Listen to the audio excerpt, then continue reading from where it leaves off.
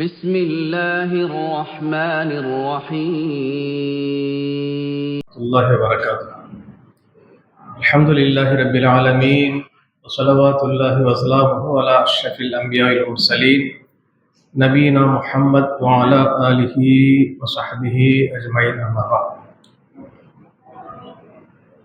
فأعوذ بالله من الشيطان الرجيم. ومن آياته أن خلق لكم من أنفسكم أزواجا لتسكنوا إليها وجعل بينكم مودة ورحمة. அன்பிற்குரித்தான சகோதர சகோதரிகளே, அல்லாஹுடைய அளப்பரிய கிருபையினால் அல்லாஹ் ரப்பல் ஆலமீன் நமக்கு வழங்கி இருக்கின்ற புனிதமிகு ரமலானுடைய மாதத்தில் நபிகள் நாயகம் ஸல்லல்லாஹு அலைஹி வஸல்லம் அவர்கள் நடைமுறைப்படுத்தி காட்டி நமக்கு ஆர்வமூட்டிய ஒரு தொழுகையை நிறைவேற்றிவிட்டு நாம் சார்ந்திருக்கக்கூடிய இஸ்லாமியாக்கம் சம்பந்தப்பட்ட சில விஷயங்களை தெரிந்து கொள்வதற்காக நாம் எல்லாம் இங்கு கொண்டிருக்கின்றோம். இஸ்லாமிய குடும்பவியல் சம்பந்தமாக சில விஷயங்களை நாம் தொடர்ந்து சொல்லிக் கொண்டிருக்கிறோம். இஸ்லாமிய திருமணத்தை பொறுத்த வரைக்கும் முதல்ல நம்ம என்ன சொன்னோம்? ஆண் பெண் இருடைய முழு சம்மதம் பெறணும், சாட்சிகள் வேணும், பெண்ணுக்கு வலி வேணும். நான்காவதாக திருமணம் செய்து கொள்ளக்கூடிய ஆண் மகன் திருமணம் செய்து கொள்ளக்கூடிய அந்த பெண்ணுக்கு மகர் தொகை கொடுத்தாங்க. கண்டிப்பாக மகர் தொகை கொடுத்தாகணும். இன்கேஸ் மகர் தொகை குறிப்பிடாமல் ஒருத்தன் மௌத்தா போயிட்டா, மகர் நம்ம சொல்லல, நிக்காக கூட்டிட்டோம், பட் மகர் கண்டிப்பா கொடுத்தாகணும். அந்த மகர் நிர்ணயிக்கப்படாமல் இருந்தால் அந்த குடும்பத்தில் மற்ற பெண்களுக்கு எவ்வளவு மகர் கொடுக்கப்பட்டதோ அந்த மகர் அந்த பெண்ணுக்கு தரணும். அல்லாஹ் ரப்பல் ஆலமீன் திருமறை குர்ஆன் சொல்லி காட்டுகிறான், வஆத்துன் நிசா ஸதகாத்திஹின்ன நஹ்லா, பெண்களுக்கு அவருடைய மகர் தொகையை மனமுவந்து நீங்கள் கொடுத்து விடுங்க. எவ்வளவு கொடுக்கணும்? அதுக்கு லிமிட்டே கிடையாது.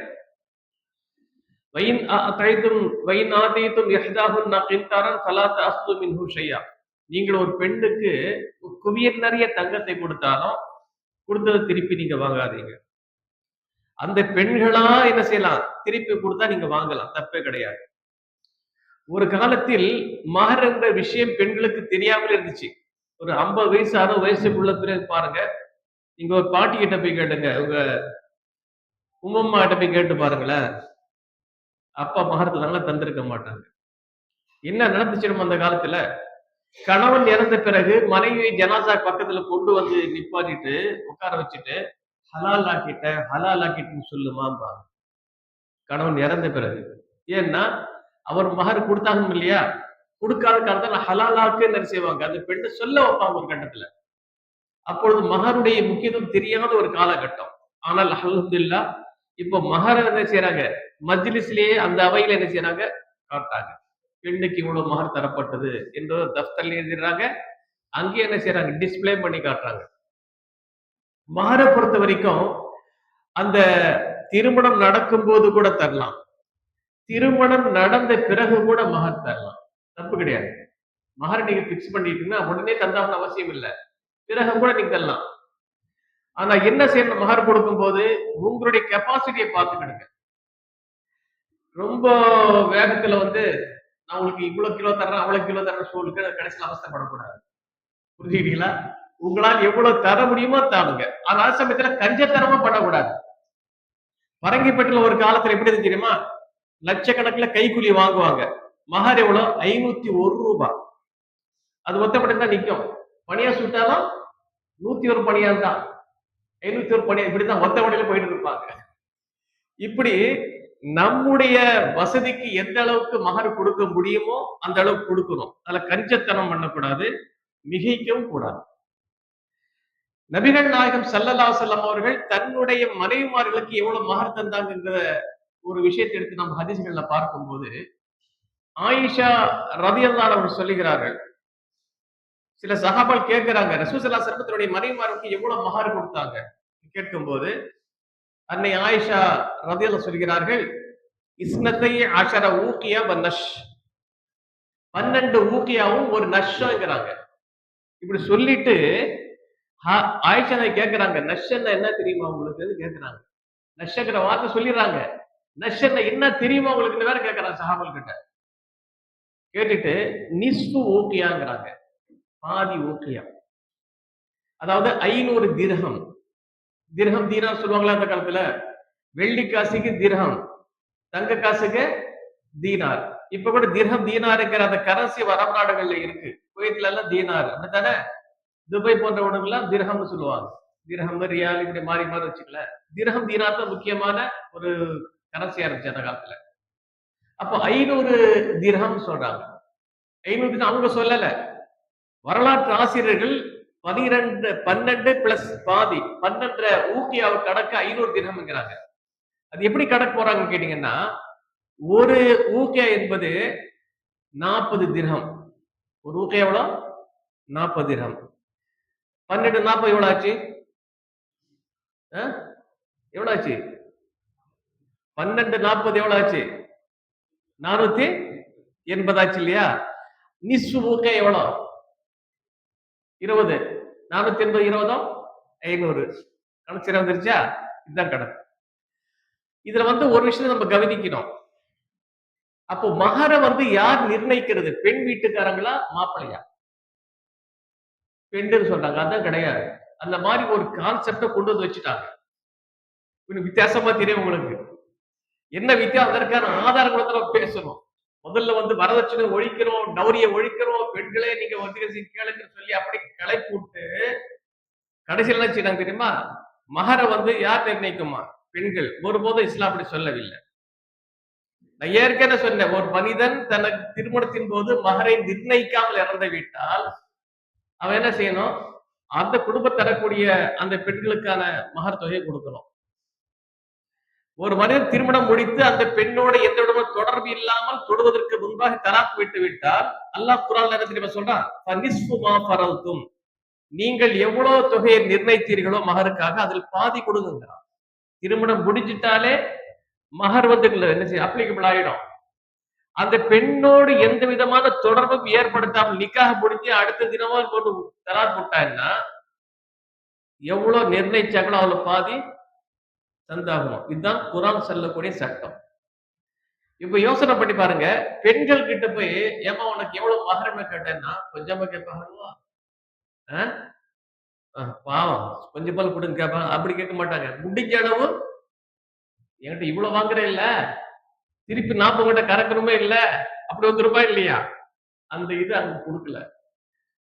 சொல்லுவாரு மாப்பிள்ளைக்கார சொல்லுவாரு, நான் இவ்வளவு நகர் தரேன், அது ஒத்துக்க அவங்க இஷ்டம். புரியுதுங்களா? நிர்ணயம் பண்றது யாரு? ஹதீஸ்ல என்ன இருக்கு? நபிகள் நாயகம் ஸல்லல்லாஹு அலைஹி வஸல்லம் தன்னுடைய மறைவிமார்களுக்கு எவ்வளவு மஹர் கொடுத்தாங்கன்னா எல்லாருக்கும் ஒரே மாதிரி 12 கொடுத்துருக்காங்க, ஊக்க கொடுத்துருக்காங்க இல்லையா? அப்படி எல்லா பெண்களும் கேட்டிருப்பாங்க நினைச்சுக்கிறீங்க நீங்க? கேட்க மாட்டாங்க. அப்போ தப்பான ஒரு கான்செப்ட் மக்கள் மேல வந்து பெண்கள் தான் அது நிர்ணயிக்கும். அது பெண்கள் நிர்ணயம் கிடையாது. இன்னைக்கு கூட நம்ம ஊர்ல ஜமாத்துல திருமணம் ஒரு முடிவு பண்ணும் போது என்ன செய்யறாங்க? மஹர் யார் எழுதுறா? ஆண் தரப்புல இருந்து பெண்ணுக்கு இவ்வளவு மகர் கொடுப்பதாக ஒத்துக்கணும் தானே எழுதுறாங்க. பெண்ணு கேட்டதாக வரவே வராது. புரிஞ்சுக்கிட்டீங்களா? அப்போ மகர் என்பது ஒரு ஆண் திருமணம் செய்து கொள்ளக்கூடியவன் அவன் பிக்ஸ் பண்ணணும், அவன் நிர்ணயிக்கணும் எவ்வளவு தர போறது. நம்மளுடைய கெப்பாசிட்டி அவன் தானே தெரியும். என்னுடைய வசதிக்கு மேல அந்த பெண்ணு கேட்டா என்ன செய்யறது? சிரமம். புரிஞ்சுக்கிட்டீங்களா? ஏன்னா எல்லா செலவுகளும் இவன் தான் பார்க்கணும். பெண்ணுக்கு எந்த செலவும் கிடையாது. நான் பெண்ணுக்கு எந்த செலவும் கிடையாது, ஆணுக்கு தான் எல்லா செலவும். நீங்க பாத்தீங்கன்னா சவுதி போன்ற அரபு நாடுகள்ல நிறைய ஆண் குமரர்கள் தேங்கி இருப்பாங்க. இங்க பெண் குமரர்கள் தேங்கி இருக்காங்க இல்லையா? அதே போல அங்க எங்க இருப்பாங்க? ஆண் குமரர்கள் தேங்கி இருப்பாங்க. காரணம் என்ன தெரியுமா? அவங்களால கொடுக்க முடியல. அப்ப என்ன செய்யறாங்க? அவங்க அரபி விஷயம் ஹைதராபாத்துக்கு கேரளாக்கு இங்க கல்யாணம் முடிச்சு சீப்பா இருப்பாங்க. இங்க எல்லாம் பொம்பளைங்க எல்லாம் சீப்பா கிடைக்கிறாங்க, கல்யாணம் முடிச்சு போயிட்டே இருப்பாங்க. இந்த மாதிரி நிலைமை இருக்கு. வச்சா குடுமி சிறைச்சா மொட்டைங்கிறா போல அதன் தப்பு இதன் தப்பு. உமர் கத்தாப் ரலியல்லாஹு சொல்றாங்க, மஹர் விஷயத்தில் நீங்கள் அதிகமா வரம்பு மீறாதீங்க. மஹர் அதிகமா கொடுக்கிறது அல்லாஹ்வுக்கு ஒரு பிடித்தமான இடம் என்று சொன்னால் ஒரு விஷயம் என்று இருக்குமே. ஆனால் ரசூல் ஸல்லல்லாஹு அலைஹி வஸல்லம் செஞ்சிருப்பாங்க, அது அதிகமா கொடுத்திருப்பாங்க. புரிஞ்சுக்கிட்டீங்களா? உங்களால் எவ்வளவு தர முடியுமோ கொடுங்க, தப்பே கிடையாது. நீங்க நிர்ணயிக்கலாம். சரி, உங்களுக்கு வரக்கூடிய சில வருமானங்கள் இருக்கு, அதன் மூலமாக கொஞ்சம் அதிகமா மகர் தரலாம், தாராளமா தரலாம். சமயத்துக்கு நீங்க அதிகமா மகர் கொடுத்துட்டு கையில இருக்கிறதெல்லாம் கொடுத்துட்டு, ஐயையோ கையில உள்ளதுக்கெல்லாம் கொடுத்துட்டா இப்ப என் கையில ஒண்ணே இல்லைன்னு தவிக்கும் போது, அந்த பெண்ணாக விரும்பி சரி போனா போது அவசரப்பட்டு கொடுத்துட்டீங்க, வேணா ஒரு 50,000 வச்சுங்க, திருப்பி கொடுத்தா இந்த கொடுத்ததை இப்படி வாங்க நினைக்காதீங்க. அல்லாஹ் குர்ஆன்ல சொல்லி காட்டுறான். அவர்களாம் அவன் ஃபைன் திபிரலக்கும் மின் ஷைஇன் மின்ஹு ஃபக்குலுஹு ஹனியம் மரியா. அந்த பெண்களாக மனம் விரும்பி உங்களுக்கு அதிலிருந்து கொடுத்தாங்கன்னாக்கா நீங்க தாராளமா பெற்றுக்கொள்ளுங்க, எந்த சங்கடமும் இல்லை. புரிஞ்சுங்களா? இதுல என்ன தெரியுது? வற்புறுத்தி கேட்க கூடாது. இந்த கொடு இல்லாட்ட ஒண்ணு அது விட்டுடுவா இது விட்டுடுவா மிரட்டக்கூடாது. புரிஞ்சுக்கிட்டீங்களா? அவர்களாக விரும்பி கொடுத்தார்களே ஆனால் நீங்க என்ன செய்யலாம், எடுத்துக்கலாம்னு குர்ஆன் தெளிவாக நமக்கு சொல்லுது. எனவே இந்த மகர் கண்டிப்பாக கொடுத்தாகணும். கொடுக்கக்கூடிய கடமை யாருக்குன்னு ஆண்களுக்கு தான் இருக்கு. ஏதாவது மகர் கொடுக்காமல் திருமணம் என்பது செய்யவே முடியாது. மகர் இல்லாமல் ஒரு திருமணம் செய்யக்கூடிய ஒரு ஆப்ஷன் இருக்குமேயானால், திருமணமே இல்லாமல் ஒரு மனைவியோடு வாழ வேண்டுமா ரசூல் ஸல்லல்லாஹு அலைஹி வஸல்லம் அவர்களுக்கு மட்டும் அந்த ஆப்ஷன் கொடுக்கப்பட்டிருக்கு. பின்னால் குர்ஆன்ல சொல்லும் வசனம் இருக்கு. அப்ப என்ன, ஏதாவது கொடுத்து ஆகணும். நபிகள் நாயகம் ஸல்லல்லாஹு அலைஹி வஸல்லம் காலத்துல ஒரு பெண் வருகிறாங்க, வந்து சொல்றாங்க, யா ரசூலல்லாஹ் இன்னி வஹப்து நஃப்ஸி லக். இறைத்தூதர்களே, நான் என்னை உங்களுக்கு அர்ப்பணித்து விட்டேன், நீங்க எங்க மனைவியை ஏற்றுக்கிடுங்கிறாங்க. புரிஞ்சுக்கிட்டீங்களா? என்னை நீங்க மனைவியை ஏத்துக்கிடுங்க சொன்ன போது ரசூல் ஸல்லல்லாஹு அலைஹி வஸல்லம் அவர்களே செய்யறாங்க, அந்த பெண்ணை மேல கீழே பாக்குறாங்க. பார்த்துட்டு அமைதியா இருக்கிறாங்க, ஒன்னும் பதில் சொல்லவே இல்லை. அந்த பெண் பாக்குறாங்க, என்ன நான் பண்ண, என்னை நானே அர்ப்பணிச்சுட்டேன், அந்த ரசூல் ஸல்லல்லாஹு அலைஹி வஸல்லம் எந்த ஒரு ஆன்சரும் பண்ணலையே. இது நிக்கும் போது ரொம்ப நேரம் ஆச்சு, ரசூல் ஆன்சர் பண்ணல. அப்ப பக்கத்துல இருந்த ஒரு சஹாபி என்ன செய்யறாரு, இறைத்தூதரவர்களே, உங்களுக்கு அந்த பெண் தேவையில்லாட்ட எனக்கு கல்யாணம் முடிச்சு கொடுத்துருக்கேன், நானும் கல்யாணம் முடிச்சுக்கிறேன், உங்களுக்கு தேவையில்லாட்டா நானே கல்யாணம் முடிச்சுக்கிறேன்ங்கிறாங்க. ரசூல் ஸல்லல்லாஹு அலைஹி வஸல்லம் கேட்கிறாங்க, நீ மகர் கொடுப்பதற்கு உன்னிடம் என்ன இருக்குன்னு கேட்கிறாங்க. கவனிங்க, மகர் கொடுக்கிறதுக்கு உங்கள்கிட்ட என்ன இருக்குன்னு.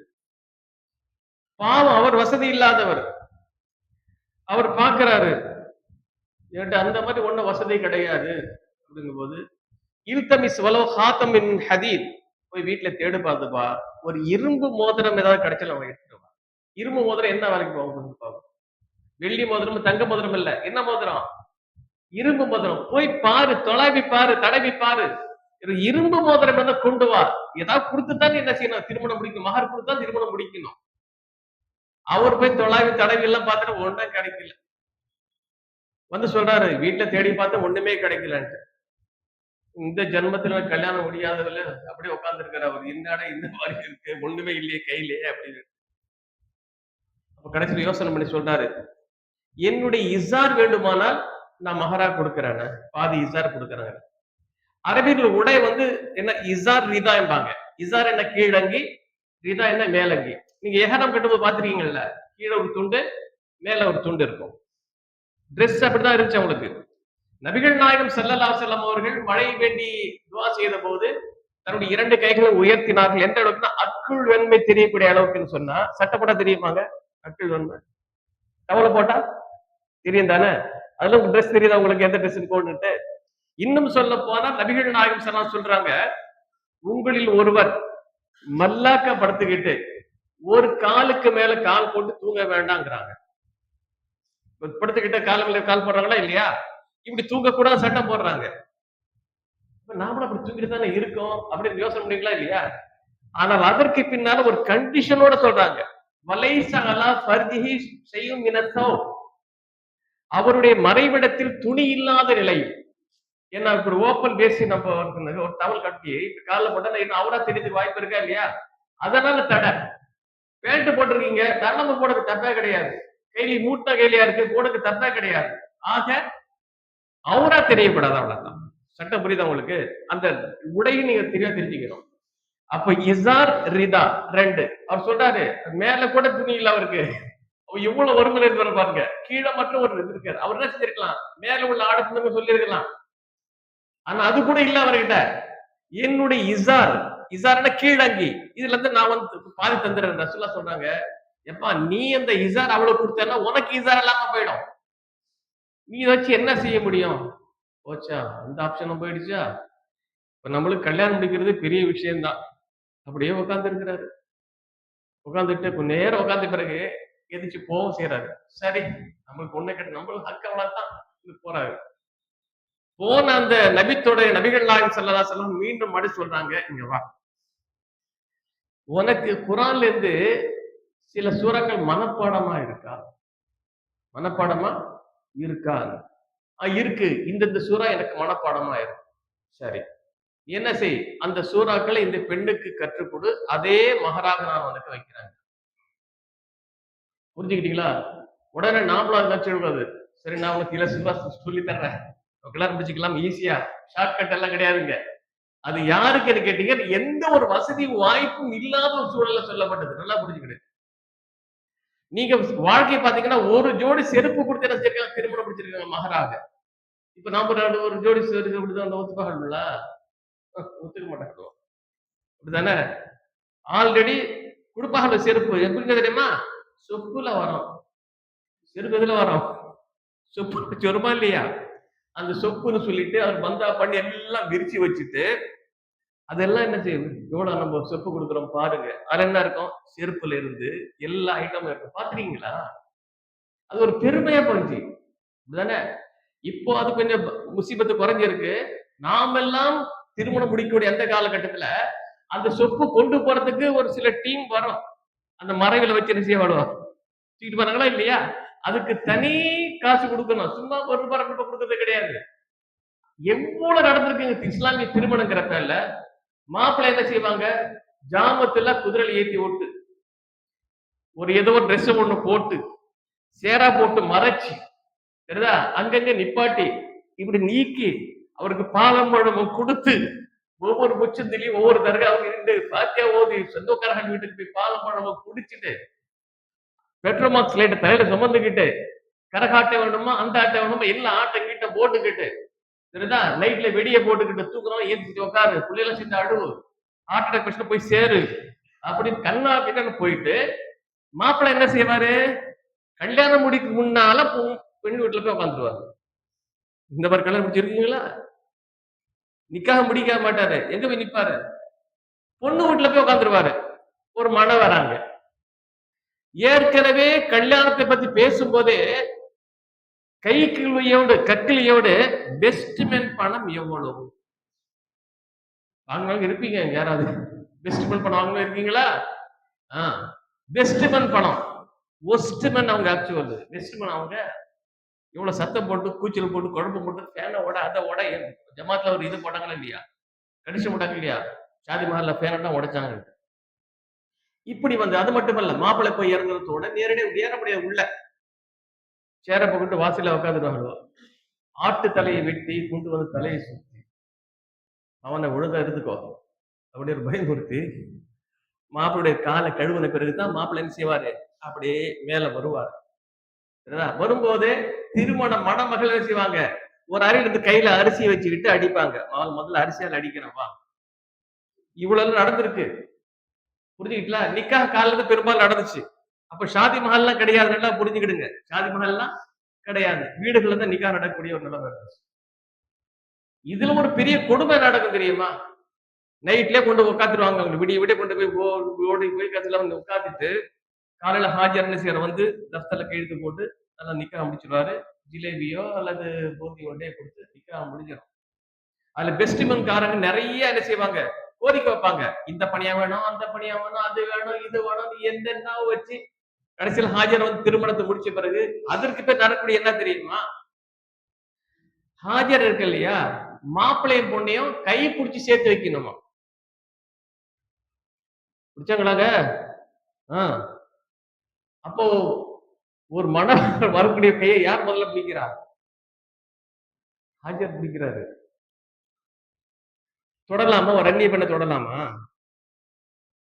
இவ்வளவு அலங்கோலங்கள் நமது ஊர்ல நடந்துட்டு நல்லா புரிஞ்சுக்கிடுங்க.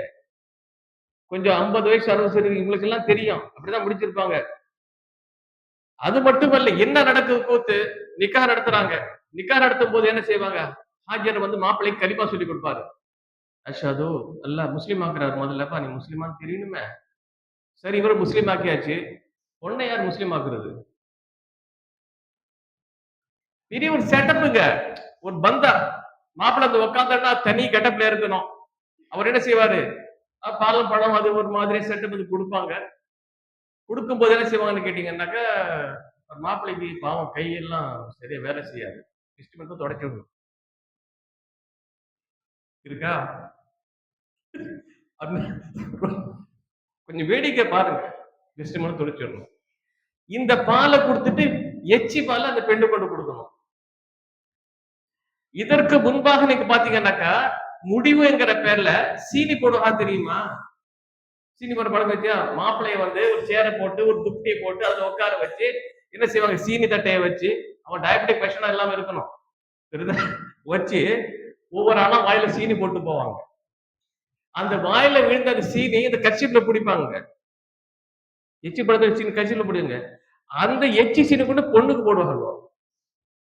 அவன் பீடி குடிக்கிறான், சிகரெட் குடிக்கிறான், எந்த நாட்டத்தோட இருக்கு யாருக்கு தெரியும்? இப்ப ஓம்பாங்க, ஓக்கடிப்பாங்க. இவ்வளவு எல்லாம் நடந்திருக்கு. திருமணங்கிற பேர்ல இஸ்லாம் சொல்லாத எவ்வளவு விஷயம் கொண்டு வந்து புகுத்தி ஒரு மாதிரி ஆக்கிட்டாங்க. அது இல்லாம நிக்காக வந்து ஒரு ஒப்பந்தத்தின் போது கூட கவனிங்களேன், என்ன செய்யறாங்க, ஹாஜியார் சொல்லுவாரு, இந்த நான் வந்து இப்படி இந்த மாதிரி தருமால அவர் என்ன செய்வாரு, வழிகிட்ட சொல்லி தருவாரு, நான் என்னுடைய மகளை இத்தனை ரூபாய் மகருக்கு அல்ல இத்தனை பவுன் மகருக்கு நான் அதை பெற்றுக்கொண்டு நான் உங்களுக்கு திருமணம் முடிச்சு வைக்கிறேன் சொல்றாரு இல்லையா?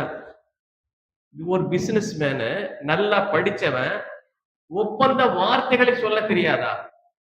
இதுக்கு ஏன் இடையில இவர் பூந்துகிட்டு புரோக்கர் புரோகிதம் இதுக்குன்னு கேட்கிற, அவர் சொல்லிதான் சொல்லணுமா?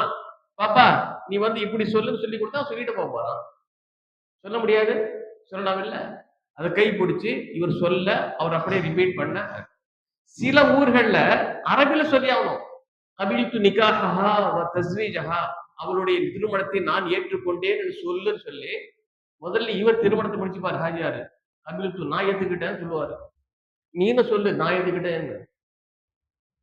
எவ்வளவு கோல்மால் நடந்திருக்கு தெரியுமா உங்களுக்கு? இன்னைக்கு சில சமுதாயங்கள்ல பாத்தீங்கன்னாக்கா, ஒரு திருமணம் கூட இன்னாருக்கு மனைவி இருந்தா, இன்னாருக்கு மனைவி இருந்தா, இன்னாருக்கு கடைசி இவருக்கு மனைவி இருந்தா மந்திரம் வந்துறாங்க இல்லையா? கிட்டத்தட்ட அது நெருங்கி வந்துட்டாங்க அவங்க. காரணம் புரியல.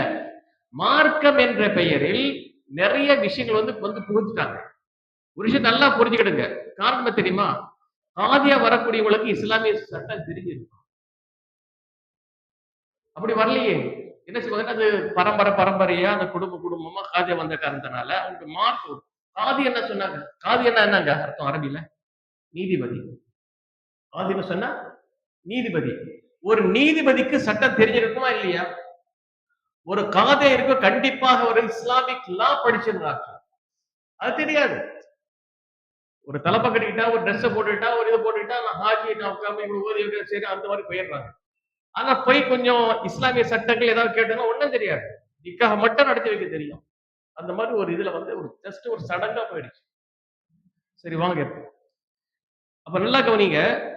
மகர் ஏதாவது கொடுத்துதான் செய்யணும். அப்ப அந்த சஹாபி உட்கார்ந்து இருக்கிறாரு, முடியல, அவங்ககிட்ட எந்த பண வசதியும் இல்ல. அப்ப ரசூலுல்லாஹி சொல்றாங்க, உங்களுக்கு மனப்பாடமாக என்னென்ன சூறாக்கள் தெரியும்னு கேட்டு அந்த சூறாக்கள் அந்த பெண்ணுக்கு கற்றுக் கொடுப்பதே அது மகராக நான் உங்களுக்கு தரேன்னு சொல்ற ரசூலுல்லாஹி அனுப்பி வச்சிருக்காங்க. அப்போ ஆண் மகனாக இருக்கக்கூடியவன் கண்டிப்பாக மகரை தந்தாகணும். நல்லா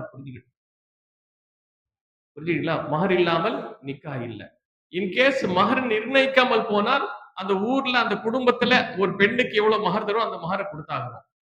ஒரு மனிதன் மகரை நிர்ணயித்து விட்டு அல்லது நிர்ணயிக்காமல் இறந்து விட்டால் அவனுடைய சொத்தை பகிர்ந்து கொடுக்கும் போது, பங்கு போடும் போது மகருடைய தொகையை நீக்கி விட்டுதான் அந்த சொத்தை நீங்க என்ன செய்யணும், பங்கு போடணும். புரிஞ்சுக்கிட்டீங்களா? அது ஒரு கடன், கொடுக்க வேண்டிய ஹக்கு. அந்த பெரும்பாலானது நீங்க போய் பாட்டி பூட்டியாட கேட்டீங்கன்னா மகர் வாங்கிட்டு தான் சொல்லுவாங்க. அந்த காலத்துல மகர் கொடுத்தாங்கன்னா தலாக் விட்டுடுவாரு கூட நாங்க ஒரு அச்சம் இருந்துச்சு. ஆனால் இப்பொழுது அந்த தலாக்குங்கிறது சர்வசாதாரணம் போச்சுங்க. நீங்க பெண்கள் கிட்ட பெரிய பெண்கள் போய் கேட்டு பாருங்க, தலாக் என்ற வார்த்தை சொல்றதுக்கு பயப்படுவாங்க.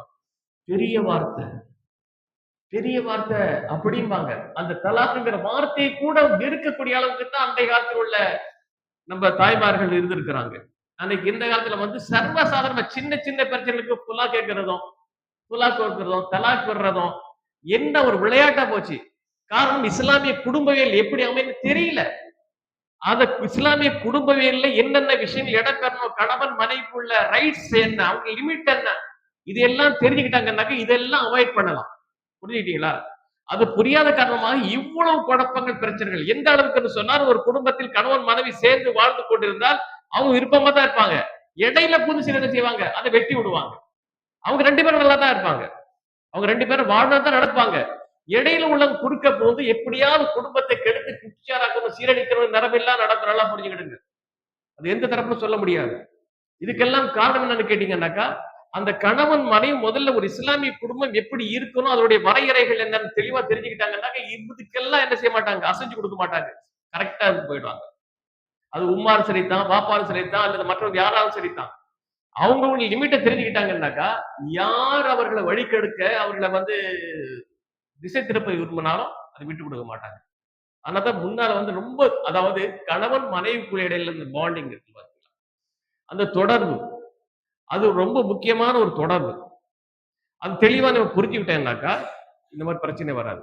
அல்லாஹ் ரப்பல் ஆலமீன் திருமறை குர்ஆன்ல ஒரு கணவன் மனைவியுடைய தொடர்பு, அவங்களுடைய இணக்கம், நெருக்கம் எப்படி இருக்கு சொல்லும்போது ரொம்ப வந்து ரத்தின சுருக்கமாக, ரொம்ப ரத்தின சுருக்கமா சொல்லிக்கணும். ஹுன்ன லிபாசுல்லக்கும் வாந்தும் லிபாசுல்லஹுன்னா. எவ்வளவு ஷார்ட்டா முடிக்கிறா பாருங்க. ஹுன்ன லிபாசுல்லக்கும் வாந்தும் லிபாசுல்லஹுன்னா. குர்ஆன் சொல்லி காட்டுறான். அந்த பெண்கள் உங்களுக்கு ஆடை, அந்த ஆண்கள் உங்களுக்கு ஆடை. கணவனுக்கு மனைவி ஆடை, மனைவிக்கு கணவன் ஆடை. அப்ப ஆடை என்ன அப்படின்னு கேட்டீங்கன்னா, கல்யாணம் முடிச்சு ஆடை போடாம இருக்கிற அர்த்தம் இல்ல. புரிஞ்சுக்கிட்டீங்களா? என்ன அர்த்தத்தில் சொல்றாங்கன்னா, ஒரு இலக்கிய நயத்தோடு சொல்றான் அல்லாஹ் ரப்பல் ஆலமீன். ஆடை என்பது முதல்ல ஆள் பாதி ஆடை பாதிம்பாங்க. ஆள் பாதி ஆடை பாதி சொல்றாங்களா இல்லையா? இந்த ட்ரெஸ் உங்களுக்கு சூப்பரா இருக்குங்க சொல்றோமா இல்லையா? ஒரு மனிதனுடைய அழகு அதிகப்படுத்தி காத்த ஒரு ஆடை இருக்கா இல்லையா? அதனால என்ன சொல்லப்படுது, கணவனுக்கு மனைவி அழகாக தெரியணும், மனைவிக்கு கணவன் அழகாக தெரியணும். அப்போ மனைவி கணவனுக்கு முன்னால் தன்னுடைய அழகை வெளிப்படுத்தணும். ஆனா நிலைமை என்ன, கல்யாணத்துக்கு போனா மட்டும்தான் அழகு. நம்ம ஊர் பொம்பளைக்கு தானே, வீட்டுல இருந்தா மட்டும் ஒரு வேலைக்காரியாட்ட வருவங்க, சீக்கிரம் கண்ணா பண்ணா கசாமசா நிற்பாடுவோம். அப்படித்தானே? தலை கூட சீவராலாம் தீரல, அந்த மாதிரி தான் போயிட்டு இருக்கும். ஏதோ வீட்டுல வேலை செய்கிற மாதிரி இருந்துருப்பாடுவோம். ஒரு கல்யாணம், ஒரு காட்சி அல்லது ஒரு ஃபங்க்ஷன் போனாங்கன்னாக்கா இருக்கிறதே நல்ல சேலை பாரு, துப்டி வெள்ளை வெள்ளையன்னு இருக்கா, என் தாச்சா ஊத்திட்டு வர்றதுக்கு சரிதா, அப்படியே எல்லாம் செட்டப்போட போறாங்களா இல்லையா? அது மட்டுமா நடக்குது? இஸ்லாம் எது தடுத்ததோ அதான் நடக்கும். நறுமணங்களை பூசிக்கொண்டு பெண்கள் வெளியே செல்லக்கூடாதுன்னு இருக்கா இல்லையா? நீங்க பாத்தீங்கன்னா கப்புன்னு ஒரு வாடை அடிக்குதா இல்லையா? இது எல்லாம் இஸ்லாம் தடுக்கக்கூடிய விஷயங்கள். காரணம் என்னன்னு கேட்டீங்கன்னா, அவங்களுக்கு இஸ்லாத்தினுடைய வரையறை தெரியல. ஒரு மனைவியாக இருக்கக்கூடியவர், ஒரு பெண்ணாக இருக்கக்கூடியவர், இஸ்லாத்தினுடைய வரம்புகள் என்ன, அதை புரிஞ்சுக்கிட்டாங்கன்னா இந்த அளவுக்கு இந்த மாதிரி சீர்கெட்டு போக மாட்டாங்க. புரிஞ்சுக்கிட்டீங்களா? அப்போ இஸ்லாம் என்ன சொல்லுது, இன்ன லிபாஸ் செல்லக்கும் வாந்தும் லிபாஸ் சொல்லுவான். நீங்கள் அவர்களுக்கு ஆடையாகவும் அவர்கள் உங்களுக்கு ஆடையாகவும் என்ன செய்யணும், கணவன் கூட அதுக்கு மாதிரி ஒரு மாதிரி இருக்கக்கூடாது, அவன் தன்னை அழகுபடுத்திக்கணும். புரிஞ்சுக்கிட்டீங்களா? இவர் மட்டும் ஒரு தலை சீவாம ஒரு மாதிரி இருக்கக்கூடாது, இவரோட தன்னை அழகுபடுத்திக்கணும், அந்த பெண்ணை அழகுபடுத்திக்கணும். ஒருவருக்கு அழகை கூட்டத்துக்கு தரக்கூடிய இருக்கணும். அடுத்தது ஆடை என்பது என்னன்னு கேட்டீங்கன்னா, நம்முடைய உடம்பில் இருக்கக்கூடிய குறையை மறைப்பதற்கு பயன்படுத்துவோம். கையில ஏதாவது இருக்குங்களேன், சட்டை போட்டா மறைச்சிருமா இல்லையா, காலில் இருக்க குறை, உடம்புல இருக்க குறை மறைக்குமா இல்லையா? அப்போ மனைவிடுமிக்க குறையை கணவன் மறைக்கணும், கணவன் இருக்கக்கூடிய குறைய என்ன செய்யணும், மனைவி மறைக்கணும். உடனே உமா இவர் இப்படிமா அப்படிமான்னு போன் எடுத்து வச்சுட்டு அடிப்பில் ஏப்பிள்ள நீ விட்டு கொடுத்தா உனக்கு வாய்க்கு, புரியுதா உங்களுக்கு? இதுதான் பிரச்சனை. கணவன் மனைவிக்கு இடையில உள்ள பிரச்சனை எப்படி இருக்குன்னா, கணவனிடத்தில் ஒரு உரை இருந்துச்சுன்னாக்கா அதை மறைக்கணும், மனைவிடம் குறை இருந்தாக்கா கணவன் மறைக்கணும். அடுத்த அல்லாஹ்தால ஆடைன்னு ஒரு சிம்பிளா சொல்லி காட்டுறான். அடுத்ததாக என்னன்னு கேட்டீங்கன்னா, ஆடை என்பதை பொறுத்த வரைக்கும் நிறைய விஷயம் சொல்லிட்டு போலாம். ஆடையே நல்லா சொல்றான். 3 மட்டும் உங்களுக்கு சொல்றேன். ஆடை எதுக்கு பயன்படுத்துவாங்க, அந்த கிளைமேட்டுக்கு ஏற்றாற்போல் நம்ம ஆடையை படுத்துவோம். குளிர்காலமா கொஞ்சம் நல்லா முரட்டு துணியை போடுவோம். வெயில் காலமா உடம்பு பாதிக்காத அளவு, நம்ம தாக்காத அளவுக்கு, வெப்பமோ குளிரோ நம்முடைய உடம்பை தாக்காத அளவுக்கு நம்முடைய உடையை நம்ம போடுவோம். அப்ப என்ன, கணவனுக்கு ஒரு பிரச்சனை வரும்போது மனைவி நிக்கணும், மனைவிக்கு ஒரு பிரச்சனை வெளியில வரும்போது கணவன் நிக்கணும், கூட சேர்ந்து கும்பலம் போடக்கூடாது. புரிஞ்சுக்கிட்டீங்களா? அதான் பிரச்சனை வருது. இது குடும்பங்கள்ல பெரும்பாலும் அல்லாஹ் சொல்லக்கூடிய அந்த விதிமுறைகளை நம்ம ஃபாலோ பண்ணால எல்லா குடும்பம் ரொம்ப சந்தோஷமா சொன்னா பாருங்க. அல்லாஹ் ரப்பல் ஆலமீன் திருமண குடும்பத்தினுடைய நோக்கமே வஜஅல பைனக்கும் மவத்தத்தன் வ ரஹ்மா, பாசமோ அங்கு நேசமோ கிருபையும் ஏற்படுத்துவதற்காகத்தான் நம்ம இணைகளை இப்படி சேர்த்திருக்கோம். அல்லாஹ் குர்ஆன் சொல்லி காட்டுறான். பாசம் இருக்கணும், பாச பிணைப்பு இருக்கணும். புரிஞ்சுக்கிட்டீங்களா? ரசூல் ஸல்லல்லாஹு அலைஹி சொல்றாங்க, லா யஃப்ருக் முஃமினுன் முஃமினத்தன், எந்த ஒரு மூமினானும் ஒரு மூமினான் பெண்ணை வெறுக்க வேண்டாம். ஏன் தெரியுமா? அவளிடத்தில் ஒரு குறையை கண்டால் அதே அவளிடத்தில் ஒரு நிறைய இருக்கும். குறைய மட்டும் பார்க்காத, நிறைய பார்க்கணும். மனிதனுடைய கண்ணோட்டம் எப்படி இருக்குன்னு கேட்டீங்கன்னா, எப்பொழுதுமே குறைய பார்த்து பார்த்து பழகினவங்க. குறைதான் தெரியும். அவன் செய்யற நன்மை என்ன இருக்கோ நல்லது இருக்காத பார்க்க தெரியாது. குறைதான் கண்ணுக்கு தெரியும். ஒரு ஆசிரியர் சொல்லுவாங்க, ஒரு ஆசிரியர் மாணவர்களுக்கு ஒரு எக்ஸாம் வச்சிருக்கிறாரு. நாளைக்கு உங்களுக்கு எல்லாம் எக்ஸாம்பா சொல்லிட்டு என்ன செஞ்சிருக்கிறாரு, நாளைக்கு வாங்க எல்லாருக்கும். எல்லா மாணவர்களும் ரெடியா வர்றாங்க. என்ன கேள்வி கேட்க போறாங்க தெரியலையே, எல்லாம் ப்ரிப்பேர் ஆகணும்னு சொன்னாங்க. ஒண்ணும் கிடையாது. ஒரு வெள்ளைத்தாள்ல ஒரு கருப்பு டாட் வச்சு இது கொடுத்தாரு. இதுதான் உங்களுக்கு கொஸ்டின், இதுக்கு ஆன்சர் எழுதுங்க. அப்ப எல்லா மாணவர்களையும் சேர்ந்து அந்த கருப்பு புள்ளியை பத்தி எல்லாமே விவரிச்சு எழுதுறாங்க. அப்ப அந்த ஆசிரியர் கேட்கிறாரு, இவ்வளவு வெள்ளையா இருக்கு, அது கண்ணுக்கு தெரியல, உன் கண்ணுக்கு என்ன தெரிஞ்சு? அந்த கருப்பு பட்டம் தெரிஞ்சிருக்கு. எவ்வளவு இது பார்க்க வெள்ளையா இருக்கு. அப்போ ஒரு மனிதத்தில் இருக்கக்கூடிய நல்லதெல்லாம் உன்னுடைய கண்ணுக்கு தெரியாது, அவரிடம் இருக்கக்கூடிய குறை மட்டும் தான் உன் கண்ணுக்கு தெரியுது, உறுத்துது உனக்கு. அதுதான் ரசூலுல்லாஹ் சொல்றாங்க, லா யஃப்ருக் முஃமினுன் முஃமினத்தன், எந்த ஒரு மூமினான ஆணும் ஒரு மூமினான் பெண்ணை வெறுக்க வேண்டாம். இன் ரதிய மின்ஹா, அவள் அமின் சகத மின்ஹா ஷையன், அவரிடத்தில் ஒரு குறையை கண்ட ஒரு கோபம் வந்தா அவரிடத்தில் நிறைய இருக்கும். சமயத்துல மனைவிமார்கள் என்ன செய்வாங்கன்னு கேட்டீங்க, ஒரு அடமண்டா இருப்பாங்க. நல்லா சமைச்சு கொடுப்பாங்க, வாய்க்க வைக்கணையா. புரியுதுங்களா? நீங்க மலக்க நினைச்சுக்கிட்டீங்க, மலக்கு இல்லங்க. அந்த பெண்களை எப்படி ஹேண்டில் பண்ண இஸ்லாம் இவ்வளவு அழகா சொல்லி ரசூலுல்லாஹ் சொல்றாங்க, பெண் என்பவர்கிட்ட கோணல் புத்தி கண்டிப்பா இருக்கும். அது நீங்க வாயினால் நிமித்தினா போல நிமித்த முடியுமா? முடியாது இல்ல, நிமித்த முடியாது. அப்ப என்ன செய்யணும்? ஆண்கள் இவன் குணம் இப்படித்தான், இவன் இப்படித்தான் இருப்பான் அது போனா பிரச்சனை கிடையாது. இவர் இப்படி எல்லாம் இருக்கணும்னு நினைச்சு அப்படி இல்லாவிட்டா இவருக்கு பிரச்சனைங்க. புரிஞ்சுக்கிட்டீங்களா? பெண்களுக்கான சில இயல்புகள் இருக்குங்க, ஆண்களுக்கான சில டாமினேட் பண்ணக்கூடிய இயல்புகள் இருக்கும். அது இயல்பே இருக்கும், அது இயல்பை மாற்ற முடியாது. சோ அவருடைய இயல்புகளை என்ன, குணநலங்களை என்ன நம்ம ஒரு ஒழுங்கா தெரிஞ்சுக்கிட்டோம்னாக்கா இந்த பிரச்சனை வருவதற்கு ரொம்ப ரொம்ப ரொம்ப ரொம்ப ரொம்ப குறைவு. எனவே ரொம்ப கவனமா இருக்கக்கூடிய நிலைமை. இஸ்லாமிய திருமண குடும்ப வாழ்க்கை என்பது எப்படியானது இஸ்லாம் ரொம்ப தெளிவான ஒரு பாடத்தை கொடுக்குது. அதெல்லாம் தெரிஞ்சுக்கிட்டு நம்ம குடும்ப வாழ்க்கையில் நாம் இன்வால்வ் ஆகும்போது அல்லாஹ்வுடைய வரல எந்த ஒரு பிரச்சனை வருவதற்கான வாய்ப்புகள் இல்ல. அப்படியே வந்தாலும் கூட ஈஸியா டேல பண்ணிட்டு போயிடலாம். சரிதா? ஒரு குடும்பத்தோட ஒரு பிரச்சனை வந்தா இஸ்லாமிய குடும்பங்களில் பிரச்சனைகள் போது பிரச்சனைகள் எப்படி தீர்க்க வேண்டும் என்று கூட இஸ்லாம் தெளிவா சொல்லி காட்டுது.